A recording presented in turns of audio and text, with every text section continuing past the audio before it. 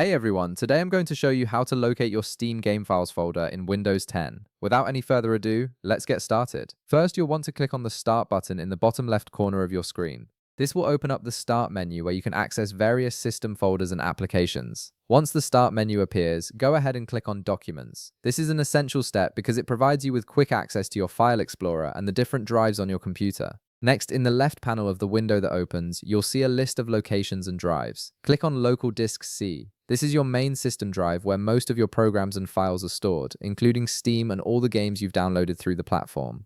Accessing this drive is necessary to navigate deeper into your system's file structure. Now you'll need to click on Program Files x86. This folder contains most of the 32-bit applications installed on your Windows system, and Steam typically installs itself here by default.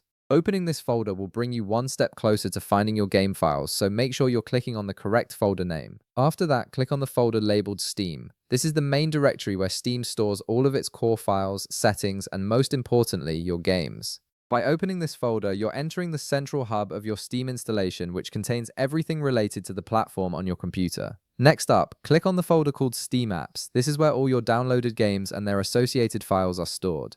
The Steam Apps folder is crucial because it houses the actual game data for every title you've installed through Steam. This folder is what you're ultimately trying to reach to access individual game files. Inside Steam Apps, click on the folder named Common. This is the final destination and the most important folder in this process. The Common folder is where Steam organizes all of your installed games into their own individual folders, making it easy to locate, manage, or modify game files when needed. And that's it. You can now see all your Steam game files. Each game you've installed will have its own dedicated folder here, allowing you to access game data, mods, screenshots, or any other files related to your Steam games. If this video helped you out, be sure to leave a like, subscribe, and I'll see you in the next one.